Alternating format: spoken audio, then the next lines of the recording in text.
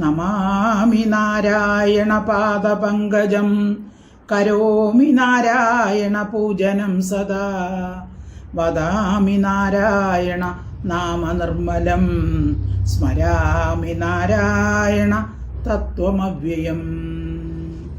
എല്ലാ സുഹൃത്തുക്കൾക്കും എൻ്റെ വിനീതമായ നമസ്കാരം. ശ്രീമദ് ഭാഗവതം ദശമസ്കന്ധ അഥ പഞ്ചവിംശതിതമോധ്യായ. ഈ അധ്യായത്തിൽ പറയുന്നത് ഗോവർദ്ധന പർവ്വതത്തെ ഗോപന്മാർ പൂജിച്ചപ്പോൾ കുപിതനായ ഇന്ദ്രൻ വ്രജനാശം വരുത്തുവാൻ വേണ്ടി പ്രളയമേഘത്തെ അയച്ച് തുടർച്ചയായി 7 ദിവസം മഴ പെയ്യിപ്പിക്കുന്നു. അപ്പോൾ കഠോരമായ മഴ കൊണ്ടും കാറ്റുകൊണ്ടും തണുത്ത് വിറച്ച് ദുഃഖിതരായ ഗോപന്മാരും ഗോപികമാരും പശുക്കളും എല്ലാം കൃഷ്ണനെ ശരണം പ്രാപിക്കുന്നു. അപ്പോൾ ഭഗവാൻ ഇന്ദ്രൻ്റെ അഹങ്കാരം ഇല്ലാതാക്കാൻ നിശ്ചയിക്കുന്നു. ഇത്രയും ഭാഗമാണ് ഇന്ന് നമുക്ക് ചർച്ച ചെയ്യേണ്ടത്. ഓം നമോ ഭഗവതേ വാസുദേവായ. ശ്ലോകം 1. ശ്രീശുക ഉവാച ഇന്ദ്രസ്തദാത്മന പൂജാം വിജ്ഞായ വിഹിതാം നൃപ ഗോപേഭ്യ കൃഷ്ണനാദേഭ്യോ നന്ദാദിഭ്യ ചുഗോപസഃ. ഇന്ദ്രഃ തദാ ആത്മനഃ പൂജാം വിജ്ഞായ വിഹിതാം നൃപ ഗോപേഭ്യഃ കൃഷ്ണനാദേഭ്യഃ നന്ദാദിഭ്യഃ ചുഗോപസഃ. തഥാ അപ്പോൾ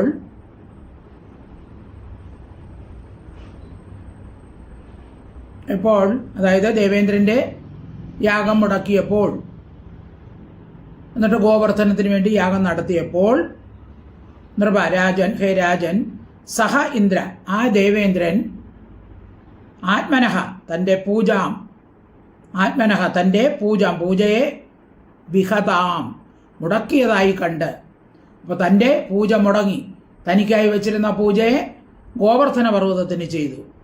അത് വിജ്ഞായ അറിഞ്ഞിട്ട് കൃഷ്ണനാദേഭ്യ കൃഷ്ണനാകുന്ന നാഥനോടുകൂടിയ നന്ദാദിഭ്യ നന്ദൻ മുതലായ ഗോപേഭ്യ ഗോപന്മാരുടെ നേരെ ചുഗോപ കോപിച്ചു. അപ്പോൾ ഇന്ദ്രന് ഭയങ്കര ദേഷ്യം വന്നു. എല്ലാ വർഷവും തനിക്ക് ചെയ്യുന്ന പൂജ ഇപ്പോഴുണ്ട് ഗോവർദ്ധന പർവ്വതത്തിനാണ് ചെയ്തിരിക്കുന്നത്. ഇന്ദ്രസ്തദാത്മന പൂജാം വിജ്ഞായ വിഹതാം നൃപ ഗോപേഭ്യ കൃഷ്ണനാദേഭ്യോ നന്ദാദിഭ്യച്ചു ഗോപസഃ. ശ്ലോകം 2.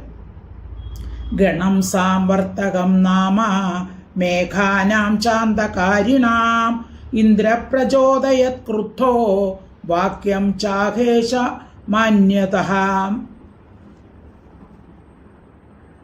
ഗണം സാംവർത്തകം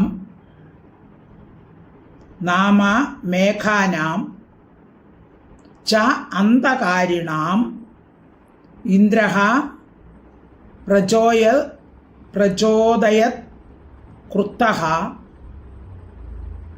വാക്യം ച ആഹ ഈശമാന്യതഃ.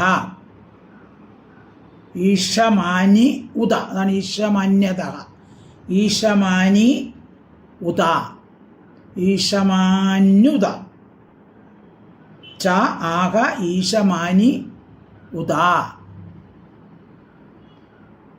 ഈശമാനി എന്ന് പറഞ്ഞാൽ താൻ ഈശ്വരനാണെന്ന് വിചാരമുള്ള ഇന്ദ്രൻ ക്രുദ്ധഃ ദേഷ്യപ്പെട്ടു. അതായത് തനിക്ക് പൂജ നടത്താതെ ഗോവർദ്ധന പർവ്വതത്തിന് പൂജ നടത്തിയെന്നറിഞ്ഞപ്പോൾ ഇന്ദ്രൻ ക്രോധിച്ചു, ദേഷിച്ചു. അന്ധകാരിണ നാശത്തെ വരുത്തുന്ന മേഘങ്ങളുടെ സാമ്പർത്തക, അതായത് സാമ്പർത്തകം എന്ന് പറഞ്ഞാൽ പ്രളയമേഘങ്ങളാണ്.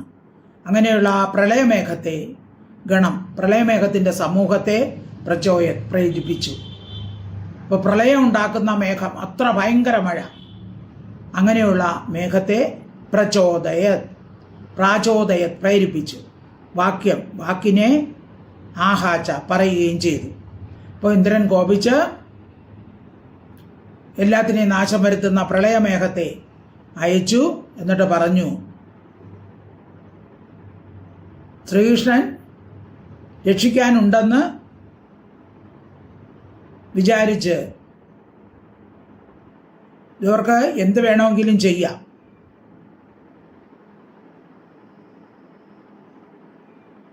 അപ്പോൾ അത് ഇവർ ചെയ്ത അവിവേകത്തിന് ഞാൻ തക്ക ഫലം ഇപ്പോൾ കൊടുക്കുന്നുണ്ട് എന്ന് പറഞ്ഞാണ് സാമർത്ഥക മേഘത്തെ അയച്ചത്. ഗണം സാമർത്ഥകം നാമ മേഘാനാം ചാന്തകാരിണാം ഇന്ദ്രപ്രാചോദയത് ക്രുദ്ധോ വാക്യം ചാഹേശമാന്യുതാം. ശ്ലോകം 3. അഹോ ശ്രീമദമാഹാത്മ്യം ഗോപാനാം കാനനൗകസാം കൃഷ്ണം മർത്യമുപാശ്രിത്യ യേ ചക്രുർദേവഹേളനം. അഹോ ശ്രീമദമാഹാത്മ്യം ഗോപാനാം കാനനൗകസാം കൃഷ്ണം മർത്യം ഉപാശ്രിത്യ യേ ചക്രുഹു ദേവഹേളനം. അപ്പോൾ പ്രളയമേഘത്തെ വിട്ടിട്ട് മേഘത്തോട് ഇന്ദ്രൻ പറയുന്നത് ഇങ്ങനെയാണ്.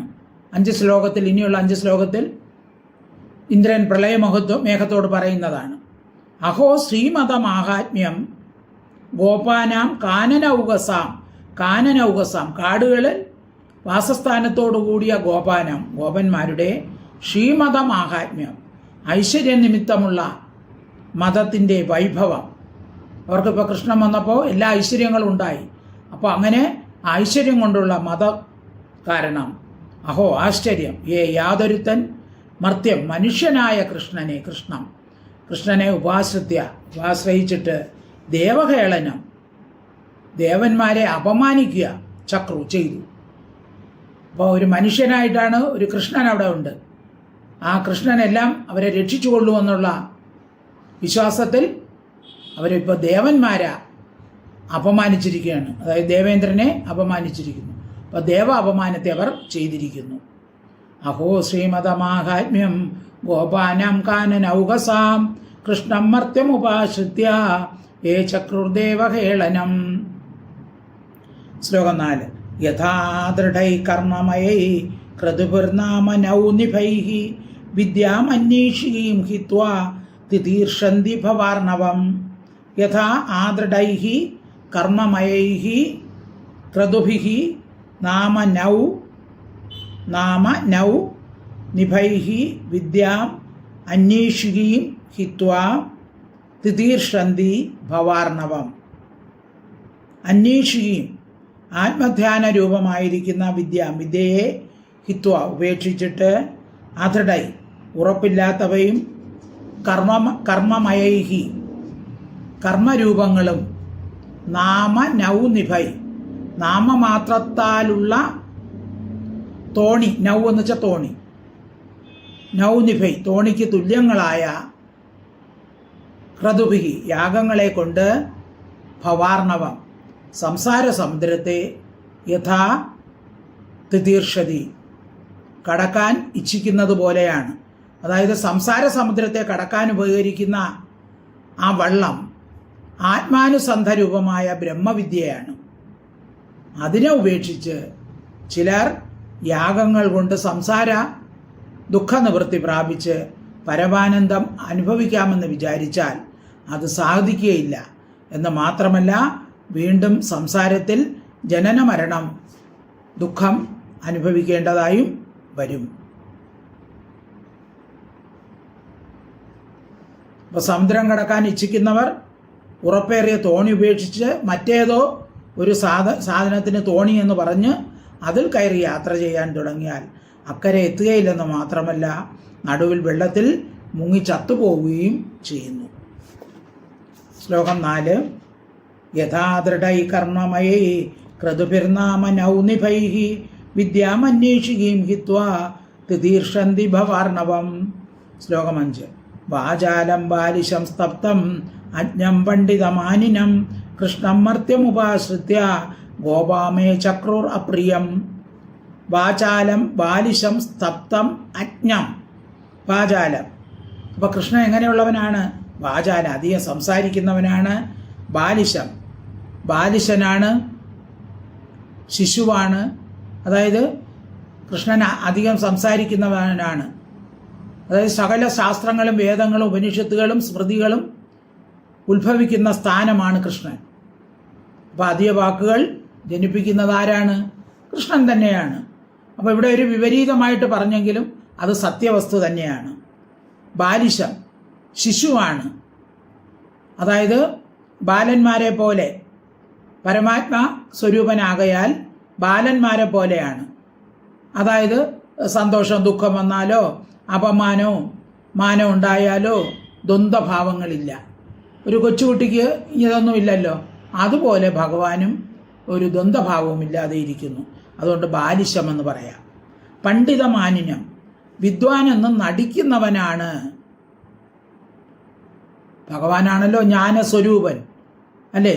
ബ്രഹ്മാദി സ്തംഭ പര്യന്തമുള്ള സകല ചരാചരങ്ങളുടെയും ഉത്ഭവസ്ഥാനമായിരിക്കുന്നതിനാലും ബ്രഹ്മാദികൾ വന്ധ്യനായിരിക്കുന്നതിനാലും ഇനി കൃഷ്ണന് വന്ദിക്കാൻ വേറെ സ്ഥാനം ഇല്ലാത്തതിനാലും കൃഷ്ണന് വണക്കവും അടക്കവും ഇല്ലാത്ത സ്തപ്തൻ എന്ന് പറയാം. കൃഷ്ണൻ ജ്ഞാനസ്വരൂപനാണ്. പിന്നെ അജ്ഞാൻ, അറിവില്ലാത്തവൻ എന്ന് പറയുന്നത് അതുകൊണ്ടാണ്. പിന്നെ മർത്യം, മരണത്തിന് അധീനനായ കൃഷ്ണനെ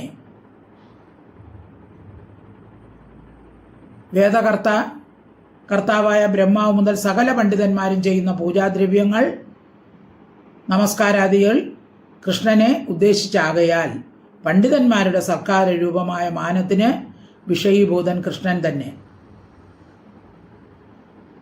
അതിനാൽ പണ്ഡിതമാനി, പണ്ഡിതന്മാർ ചെയ്യുന്ന മാനത്തെ സ്വീകരിക്കുന്നവൻ എന്നും പറയാം. പിന്നെ മർത്യൻ എന്ന് പറയുമ്പോൾ മാനുഷവേഷമാണ് ഭഗവാൻ സ്വീകരിച്ചിരിക്കുന്നത്. ഭക്താനുഗ്രഹത്തിനായി മനുഷ്യരൂപം സ്വീകരിച്ചിരിക്കുന്നുണ്ട്, മർത്യൻ എന്നും പറയാം. അങ്ങനെയുള്ള കൃഷ്ണനെ ഉപാശ്രത്തെ ആശ്രയിച്ചിട്ട് ഗോപാഹ, ഗോപന്മാർ മേ എനിക്ക് അപ്രിയം, അനിഷ്ടത്തെ ചെയ്തു. അപ്പോൾ കൂടുതൽ സംസാരിക്കുന്നവനും ബാലന് തുല്യനും വണക്കോ അടക്കോ ഒന്നും ഇല്ലാത്തവൻ, അറിവില്ലാത്തവൻ, അറിവുള്ളവനെന്ന് നടിക്കുന്നവൻ, പിന്നെ മനുഷ്യരൂപം ധരിച്ചവൻ, ഇങ്ങനെയുള്ളവൻ എൻ്റെ അപ്രിയത്തിന് കാരണമായ കർമ്മം ഇവിടെ ചെയ്തിരിക്കുകയാണ്. വാചാലം ബാലിശം സ്തപ്തം അജ്ഞം പണ്ഡിതമാനിനം കൃഷ്ണം മർത്യമുപാശ്രിത്യ ഗോപാമേ ചക്രുറപ്രിയം. ശ്ലോകം 6.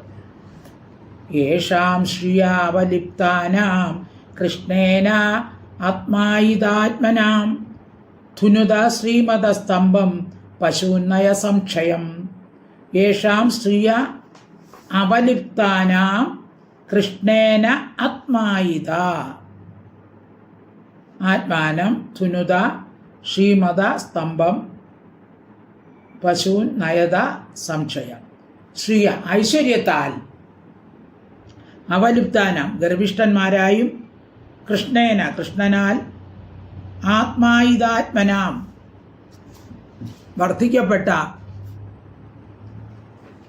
മനസ്സോടുകൂടിയവരുമായ, യേഷാം ഇവരുടെ ശ്രീമതസ്തംഭം ധനമതം കൊണ്ടുള്ള ഗർഭത്തെ തുനിത നശിപ്പിക്കുവിൻ, പശുവിൻ പശുക്കളെ സംശയം നയ മുഴുവൻ നശിപ്പിക്കുവിൻ. മേഘങ്ങളോട് പറയുകയാണ്. ഇപ്പോൾ അവർക്കുള്ള ധനം പശുക്കളാണല്ലോ, അതുകൊണ്ട് പശുക്കളെ മുഴുവൻ നശിപ്പിക്കാൻ. ഇപ്പോൾ പാലും തൈരും നെയ്യും വിറ്റ് കിട്ടുന്ന പണമാണ് അവർക്കുള്ളത്. അതിനാൽ അവയുടെ ഉൽപ്പത്തി സ്ഥാനമായ പശുക്കളെ മുഴുവനും കൊല്ലണം. യേഷാം ശ്രീയവൽ അവലിപ്താനാം കൃഷ്ണേനാത്മായിതാത്മനാം ധുനുത ശ്രീമതസ്തംഭം പശൂന്നയതയ സംശയം. ശ്ലോകം 7. അഹം ചൈരാവതം നാഗം ആരുഹ്യാനുവ്രജേ വ്രജം മരുദ്ഗണൈർമഹാവീര്യർ നന്ദഗോഷ്ടജിഖാംസയാ. അഹം ച ഐരാവിത, അതാണ് ചൈരാവിത. അഹം ച ഐരാവ്രതം നാഗം ആരുഹ്യ അനുവ്രജേ വ്രജം മരുദ്ഗണൈഃ മഹാവീര്യൈഃ നന്ദഗോഷ്ഠജിഘാംസയ. ഐരാവതം നാഗം. ഐരാവതം എന്ന നാഗം എന്ന് പറഞ്ഞാൽ ഇവിടെ ആന എന്നാണ്. ആനയെ ആരുഹ്യ കയറിയിട്ട് മഹാവീര്യ അതിവീരന്മാരായ മരുദ്ഗണ മരുത്തുക്കളാകുന്ന ദേവഗണങ്ങളോടുകൂടി നന്ദഗോഷ്ഠജിഘാംസയ നന്ദവ്രജത്തെ നശിപ്പിക്കാൻ ഇച്ഛിച്ചുകൊണ്ട് അഹം ഞാനും വ്രജം വജ്രത്തെ അനുവ്രജെ പിന്നാലെ വരുന്നുണ്ട്. മരുദ്ഗണങ്ങൾ എന്ന വാക്കിന് കാറ്റിൻ്റെ അതിദൈവതങ്ങൾ എന്നർത്ഥം. അപ്പോൾ കൃഷ്ണൻ പരിപാലിക്കുന്ന ഗോകുലത്തിൽ പ്രവേശിക്കാൻ ഭയപ്പെട്ടു നിൽക്കുന്ന മേഘങ്ങളെ കണ്ടിട്ട് ഇന്ദ്രൻ പറയുകയാണ്, ശത്രുക്കളെ സംഹരിക്കാൻ തക്ക പരാക്രമത്താൽ സിദ്ധരായിരിക്കുന്ന മരുത്തുക്കളാകുന്ന ദേവഗണങ്ങളോടുകൂടി നന്ദഗോപുരത്തെ സംഹരിക്കാനായി ഞാനും ഐരാവത്തിന് മുകളിൽ കയറി നിങ്ങളുടെ പിന്നാലെ തന്നെ വരുന്നുണ്ട്. അപ്പം നിങ്ങൾ മുമ്പേ പോയാൽ മതി, ഞാനിത് ഐരാവതത്തിൻ്റെ പുറത്ത് കയറി മുമ്പേ വരുന്നുണ്ട്. അഹം ചൈരാവതം നാഗം ആരുഹ്യാനുവ്രജം മരുദ്ഗണർ മഹാവീര്യർ നന്ദഗോഷ്ഠജിഘാംസയാം. ശ്ലോകം 8. ശ്രീശുകൗവാചാം ഇത്തം മഖവതാ ആജ്ഞപ്ത മേഘാ നിർമുക്തബന്ധനാഃ നന്ദഗോകുലമാസാരൈ പീഡയാമാസു രോജസാ. ഇത്തം മഖവതാ ആജ്ഞപ്ത മേഘാ നിർമുക്തബന്ധനാഃ നന്ദഗോകുലം ആസാരൈഃ പീഡയാമാസു ഓജസ. മഖവത ഇന്ദ്രനാൽ ഇത്തം ഇപ്രകാരം ആജ്ഞപ്ത കൽപ്പിക്കപ്പെട്ടവ ആയി നിർമുക്ത ബന്ധന കെട്ടഴിച്ച് വിട്ടപ്പെട്ടവരായി ആ മേഘങ്ങളെ പറ്റി പറയാണ്. ആ മേഘങ്ങൾ ഓജസ ശക്തിയോടുകൂടി ആസാരൈ മഴ കൊണ്ട് നന്ദഗോകുലം നന്ദൻ്റെ ഗോകുലത്തെ പീഡയാമാസു ഉപദ്രവിച്ചു. അപ്പോൾ ഇന്ദ്രൻ ആജ്ഞാപിക്കാത്ത താമസം ഈ മേഘങ്ങൾ എന്ത് ചെയ്തു? ഊക്കോടെ ചെന്ന് ഗോകുലത്തിൽ ചെന്ന് ധാരമുറിയാതെ അതിവർഷം പെയ്ത് ഗോകുലത്തെ നശിപ്പിക്കാൻ തുടങ്ങി. അപ്പോൾ കൃഷ്ണനുള്ള ഗോകുലത്തിലാണ് പോകുന്നത്. ആദ്യം മേഘങ്ങൾക്ക് പേടി തോന്നിയെങ്കിലും പക്ഷെ ഇന്ദ്രൻ ഐരാവതത്തിൻ്റെ പുറകെ വരികയാണ് എന്ന് ചിന്തിച്ചപ്പോൾ ആ പേടിയൊക്കെ പോയി. ശ്രീശുകോവാച ഇതം മഖവതാജ്ഞപ്ത മേഘാ നിർമുക്ത ബന്ധനാഃ നന്ദഗോകുലമാസാരൈ പീഡയാമാസു രോജസാം. ശ്ലോകം 9. വിദ്യോതമനാ വിദ്യുദ്ഭിः സ്തനന്തസ്തനയിനുഭിः തീവ്രൈർമരുദ്ഗണൈർനൂന്നാ വവർഷുർ ജലശർക്കരാഃ. വിദ്യോതമാനാ വിദ്യുദ്ഭിः സ്തനയന്തഃ സ്തനയിനുഭിः തീവ്രൈഃ മരുദ്ഗണൈഃ നുന്നാ വവർഷുഃ ജലശർക്കരാഃ. വിദ്യുദ്ഭിः മിന്നലുകളാൽ വിദ്യോതമാനാഃ പ്രകാശിക്കുന്നവയായി സ്തനയിനുഭിः വജ്രങ്ങളാൽ സ്തനയന്ത ഗർജിക്കുന്നവയായി തീവ്രൈ അതിശക്തിയുള്ള മരുദ്ഗണൈ വായുക്കളാൽ നുന്ന പ്രേരിപ്പിക്കപ്പെട്ടവരായിട്ട് ജലശർക്കര കൽമാരികളെ അതായത് കല്ലുപോലുള്ള വലിയ കല്ലുപോലെ മഴ വന്നു വീഴുകയാണ്. അതാണ് പറയുന്നത് കൽമാരി എന്നാണ് പറയുന്നത്. കൽകഷ്ണം വീഴും പോലെ തോന്നും. പവർഷു അങ്ങനെ മഴ പെയ്ച്ചു. അപ്പോൾ മിന്നലുകൾ നിമിത്തം വളരെ പ്രകാശിച്ചും ഗംഭീരമായ ഇടികൊണ്ട് ഗർജിച്ചും പിന്നെ വായുവിനാൽ കൊടുങ്കാറ്റിനാൽ പ്രേരിപ്പിക്കപ്പെട്ട മേഘഗണങ്ങൾ നന്ദ ഗോകുലത്തിൽ അതികഠിനമായ കൽമാരി വർഷിച്ചു. വിദ്യോതമാനാ വിദ്യുദ്ഭിः സ്തനയന്തസ്തനയിനുഭിः തീവ്രൈർമരുദ്ഗണൈർനുന്നാം വവർഷോർജലശർക്കരാഃ. ശ്ലോകം 10. സ്ഥൂണാസ്ഥൂല വർഷധാരാം മുഞ്ചത്സു അപ്രേഷു അഭീഷ്ണശഃ ജലൗഖൈ പ്ലവ്യമാന പൂർണ്ണാദൃശ്യത നദോന്നതം. സ്ഥൂണ അസ്ഥൂണ, സ്ഥൂണ അസ്ഥൂല, സ്ഥൂണ സ്ഥൂണ അല്ല, സ്ഥൂണ അസ്ഥൂല വർഷധാര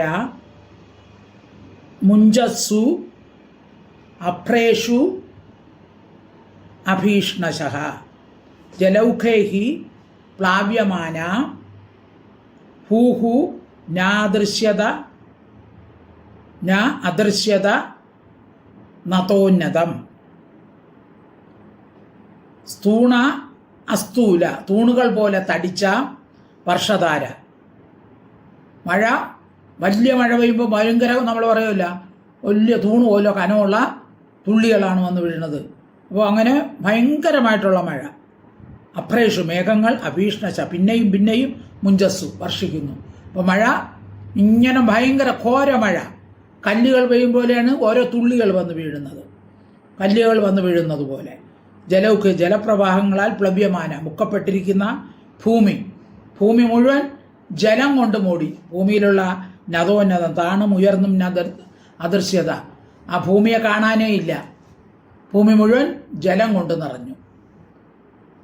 സ്ഥൂണാസ്ഥൂല വർഷധാര മുഞ്ചസ്വപ്രേഷു അഭീഷ്ണശ ജലൗഖേ പ്ലാവ്യമാന പൂർണ്ണാദൃശ്യത നതോന്നതം. ശ്ലോകം 11. അത്യാസാരാദിവാദേന പശവോ ജാതവേപനാഹ ഗോപാ ഗോപ്യശ്ച ശീതാർത്ഥ ഗോവിന്ദം ശരണം യയോ. അത്യസാര അതിവാദേന പശവഃ ജാതവേപനാഹ ഗോപാഃ ഗോപ്യഃ ച ശീതാർത്ഥ ഗോവിന്ദം ശരണം യയുഹു. അത്യസാര അതിവാദേന, അത്യസാര അതിവർഷം കൊണ്ടും അതിവാദേന കൊടുങ്കാറ്റ് കൊണ്ടും പശവഹ പശുക്കളും ഗോപാഹ ഗോപന്മാരും ഗോപ്യഹ ഗോപികകളും ശീതാർത്ഥ തണുപ്പ് കൊണ്ട് വിറച്ച് തണുപ്പ് കൊണ്ട് ദുഃഖിക്കുന്നവരായി ജാതവേപന വിറയ്ക്കുന്നവരായി ഗോവിന്ദൻ കൃഷ്ണനെ ശരണം ശരണം പ്രാപിച്ചു. അപ്പോൾ ഭയങ്കര മഴ, അവർക്ക് തണുപ്പ് കൊണ്ട് സഹിക്കാൻ വയ്യ. ഗോപന്മാരും ഗോപികളും പശുക്കളും എല്ലാം തണുത്തുകൊണ്ട് വിറച്ച് വ്രജത്തെ സംരക്ഷിക്കാൻ സമർത്ഥനായ കൃഷ്ണനെ ശരണം പ്രാപിച്ചു. അത്യാസാരാദിവാദേന പശവോജാത വേപന ഗോപാ ഗോപ്യശ്ച ശീതാർത്ഥ ഗോവിന്ദം ശരണം യയോ. ശ്ലോകം 12. ശിരസുദാംശ്ചകായേന പ്രച്ഛാദ്യ ആസാരപീഡിതാഃ വേപമാന ഭഗവത പാദമൂലമുപായയുഃ. ഗിരഃ സുതാം ച കായേന പ്രച്ഛാദ്യ ആസാരപീഡിതാഃ വേപമാന ഭഗവതഃ പാദമൂലം ഉപായയു. ആസാരപീഡിതാഃ ധാരകളുടെ വീഴ്ചയായി, അതായത് മഴ പെയ്യുന്ന ആ ധാരകളുടെ വീഴ്ചയാൽ ദുഃഖിതകളായി, ആനയുടെ തുമ്പിക്കൈ പോലെയാണ് ജലത്തുള്ളികൾ വന്ന് വീണുന്നത്. വേപമാന വിറച്ചുകൊണ്ട് കായേന ദേഹത്താൽ ശിരഹ ശിരസിനെയും സുതാൻ കുട്ടികളെയും പ്രച്ഛാദ്യ പ്രയാസപ്പെട്ട് മറച്ചിട്ട് ഭഗവതഃ ഭഗവാന്റെ പാദമൂലത്തെ ഉപായയോ പ്രാപിച്ചു. അപ്പോൾ പശുക്കൾ വന്ന കാര്യം പറയാണ്. പശുക്കൾ ഭയങ്കര മഴത്തുള്ളി ആയതുകൊണ്ട് തങ്ങളുടെ തലയൊക്കെ കുനിച്ച്, പിന്നെ പശുക്കുട്ടിയൊക്കെ മഴ ഏൽക്കാതിരിക്കാൻ പശുക്കുട്ടികളെയൊക്കെ അതിൻ്റെ അടിയിലോട്ട് നീക്കി നിർത്തി സ്വദേഹത്തിൽ തന്നെ വളരെ ചേർത്ത് പിടിച്ചുകൊണ്ട് കഷ്ടപ്പാടോടുകൂടി തങ്ങളുടെ തല കുട്ടികളുടെ ദേഹത്ത് വെച്ച് മറച്ചുകൊണ്ട് പശുക്കൾ കൃഷ്ണൻ്റെ പാദമൂലങ്ങളെ ശരണം പ്രാപിച്ചു. ഗിരസുതാംശകായേന പ്രച്ഛാദ്യാസാരപീഡിതാഃ വേപമാന ഭഗവത പാദമൂലമുപായയോ. ശ്ലോകം 13. കൃഷ്ണ കൃഷ്ണ മഹാഭാഗ ത്വന്നാദം ഗോകുലം പ്രഭോ ത്രാതുമർഹസി ദേവാന കുപിതാത് ഭക്തവത്സലഃ. കൃഷ്ണ കൃഷ്ണ ഹേ കൃഷ്ണ മഹാഭാഗ ഭാഗ്യ സ്ഥാനമേ പ്രഭോ സർവസമർത്ഥ ഭക്തവത്സല. തൊന്നാഥം നിന്തിരുവടിയാകുന്ന നാഥനോടുകൂടിയ ഗോകുലം. ഗോകുലത്തെയും ഗോകുലം എന്ന് പറയുമ്പോൾ പശുവംശത്തെ എന്ന് പറയാം. പശുവംശത്തെയും ഞങ്ങളെയും കുപിതാത് ക്രോധിച്ചിരിക്കുന്ന ദേവനിൽ നിന്ന് ദേവേന്ദ്രനിൽ നിന്ന് ത്രാതും രക്ഷിക്കാനായിക്കൊണ്ട് അർഹസി അങ്ങ് അർഹനാണ്, യോഗ്യനാണ്. അപ്പോൾ ഗോപന്മാരും ഗോപികമാരും ഭഗവാനോട് പ്രാർത്ഥിക്കുകയാണ്, പ്രാർത്ഥനയാണിത്. ഇപ്പോൾ സർവ്വദുഃഖങ്ങളെയും ഹനിക്കുന്ന കൃഷ്ണ, എന്തും ചെയ്യാൻ കഴിവുള്ള അങ്ങ് ഭക്തവത്സലനാണ്.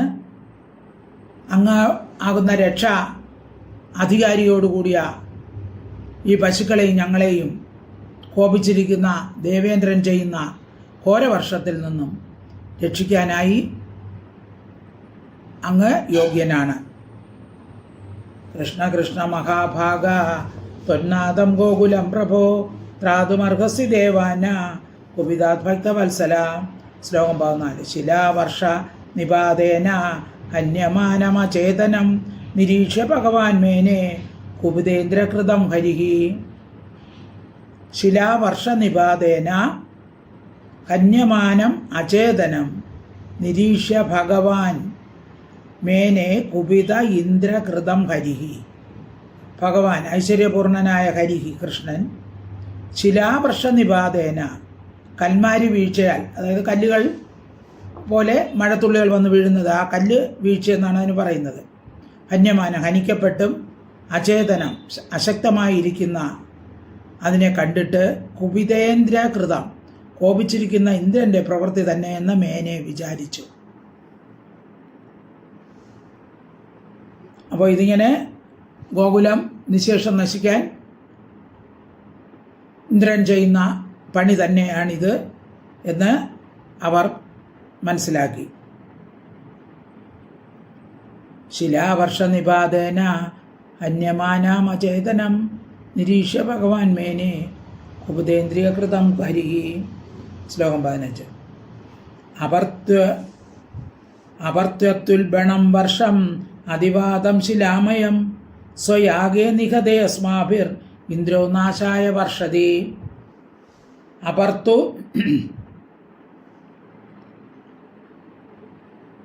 അത്യുൽബണം വർഷം അതിവാദം ശിലാമയം സ്വയാഗേ നിഹതേ അസ്മാഭിः ഇന്ദ്രഃ നാശായ വർഷതി.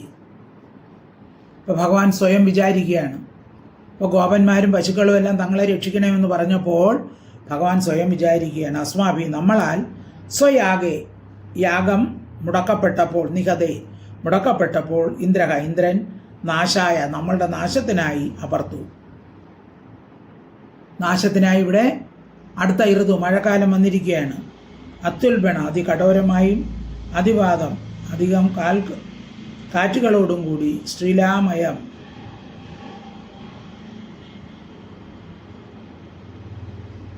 അധികമുള്ളതായ വർഷത്തെ വർഷിക്കുന്നു. അപർത്വത്യുൽബണം വർഷം അതിവാദം ശിലാമയം സ്വയാഗേ നിഗതേ അസ്മാഭിർ ഇന്ദ്രോ നാശായ വർഷതി.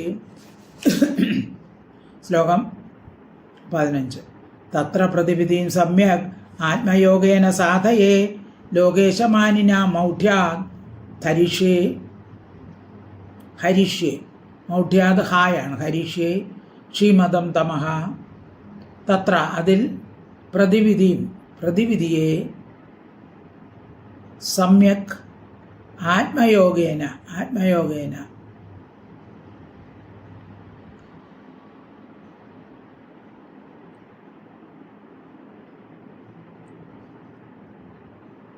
ശ്ലോകം 16. തത്ര പ്രതിവിധിം സമ്യക് ആത്മയോഗേന സാധയേ ലോകേശമാനിന മൗഢ്യാത് ഹരിഷ്യേ ശ്രീമതം തമഹ. തത്ര അതിൽ പ്രതിവിധിയെ ആത്മയോഗേന സ്വന്തം സാമർഥ്യത്താൽ സാധിക്കുന്നു. ഭഗവാൻ പ്രതിജ്ഞ ചെയ്യുകയാണ്, ഞാൻ ഈ മഴയിൽ നിന്ന് ഇവരെ രക്ഷിക്കാൻ എൻ്റെ സ്വന്തം സാമർഥ്യത്താൽ ഒരു കാര്യം ചെയ്യാൻ പോവുകയാണ്.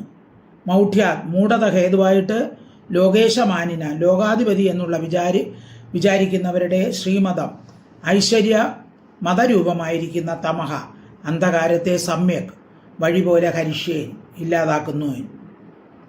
അപ്പം മൂഢത നിമിത്തം തങ്ങൾ ലോകേശനാണെന്ന് നടിച്ചുകൊണ്ടിരിക്കുന്ന ഇന്ദ്രാദികളുടെ ഐശ്വര്യഗർഭം നിമിത്തമുള്ള കണ്ണുകാണായ്മ നിശേഷം ഞാൻ നശിപ്പിക്കുന്നുണ്ട്. അപ്പോൾ ഇന്ദ്രൻ്റെ മതത്തെ അഹങ്കാരത്തെ ഞാനിപ്പോൾ തന്നെ ഇല്ലാതാക്കുന്നുണ്ട്. തത്ര പ്രതിവിധിയും സമ്യക് ആത്മയോഗേന നാഥയെ ലോകേശമാനിനം മൗഢ്യാത് ഹരിശേഷി മതം തമാ. ശ്ലോകം 17. നഹി സദ്ഭാവയുക്താനാം സ്മരണാമീശ വിസ്മയഃ മത്വോ സദാ മാനഭംഗ പ്രശമായോപകൽപ്പതേ. നഹി സദ്ഭാവയുക്താനാം സുരാണാം ഈശ വിസ്മയഃ മത്തഃ അസദാ മാനഭംഗഃ പ്രശമായ ഉപകൽപ്പതേ. സദ്ഭാവയുക്താനം സദ്ഭാവമുള്ള സുരാണ ദേവന്മാർക്ക് ഈശവിസ്മയ ഞങ്ങൾ ഈശ്വരൻ എന്നുള്ള ഗർവ് നഹി ഭവിക്കുന്നില്ല. മത്തഹ എന്നിൽ നിന്ന് അസദാം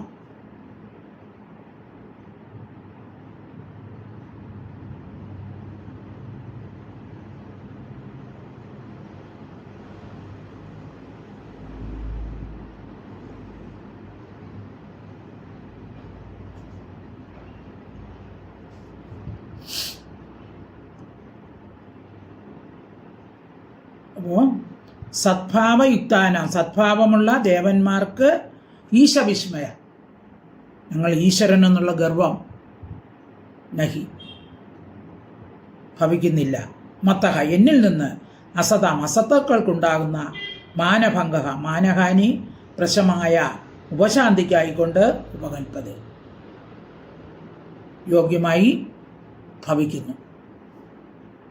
അപ്പോൾ ദേവന്മാർ സത്വഗുണം അധികമുള്ളവരും ഭഗവാന്റെ ഭക്തന്മാരുമല്ലേ, അവർക്ക് ഗർഭം എങ്ങനെ ഉണ്ടായി എന്നുള്ള ശങ്കയെ തീർക്കുകയാണ്.